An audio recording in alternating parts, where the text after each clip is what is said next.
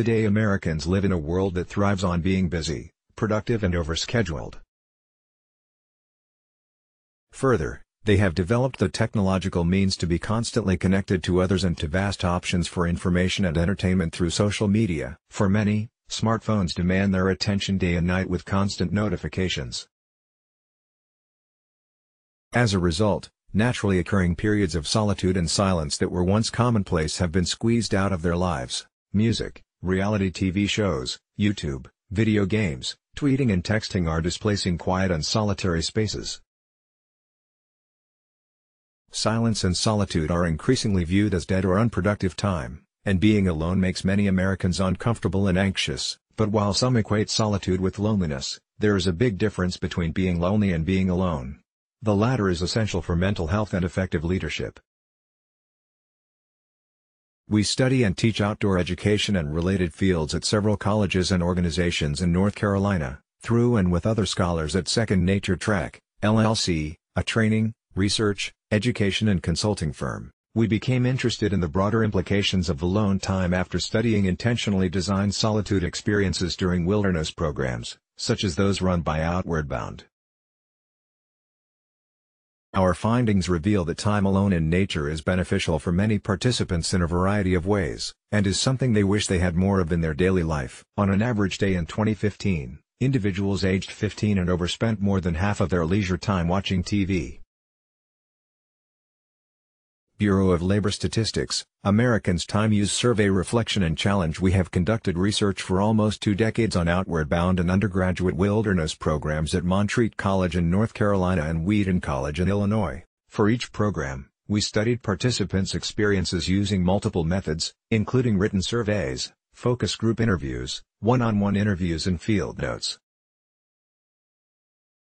In some cases, we asked subjects years later to look back and reflect on how the programs had affected them. Among other questions, our research looked at participant perceptions of the value of solo time outdoors.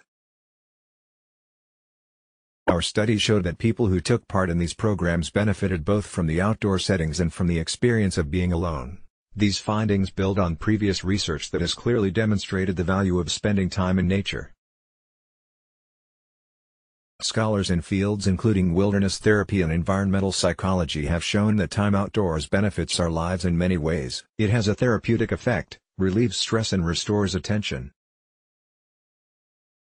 Alone time in nature can have a calming effect on the mind because it occurs in beautiful, natural and inspirational settings. Spending time in city parks like Audubon Park in New Orleans provides some of the same benefits as time in wilderness areas, including reduced stress levels and increased energy levels.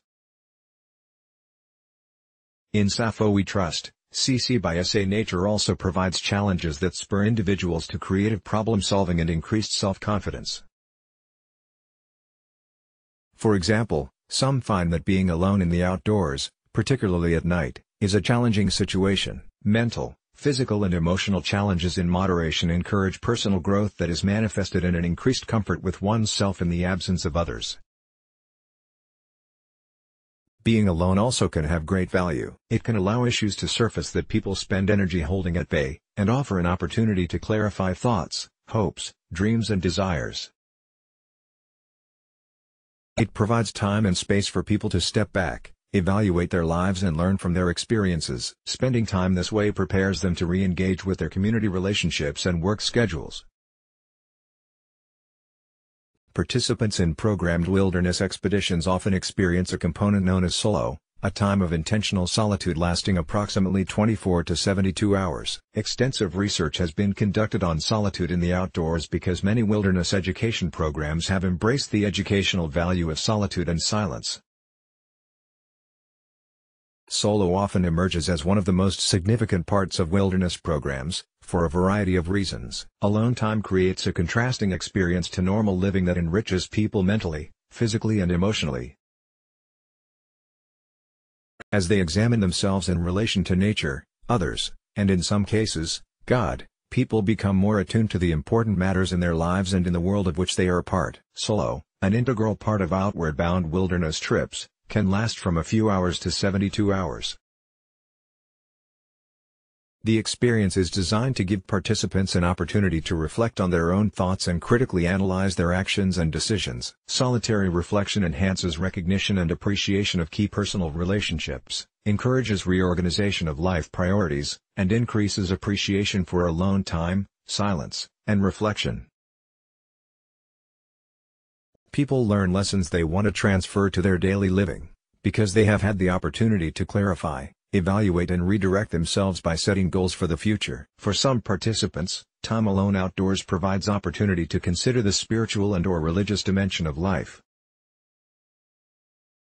Reflective time, especially in nature, often enhances spiritual awareness and makes people feel closer to God. Further, it encourages their increased faith and trust in God. This often occurs through providing ample opportunities for prayer, meditation, fasting, scripture reading, journaling and reflection time. As Thomas Carlyle has written, in solitary silence, great things fashion themselves together. Whether these escapes are called alone time, solitude or solo, it seems clear that humans experience many benefits when they retreat from the rat race to a place apart and gather their thoughts in quietness. In order to live and lead effectively, it is important to be intentional about taking the time for solitary reflection.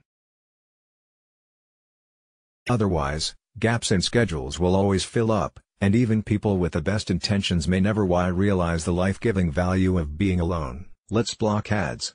Why?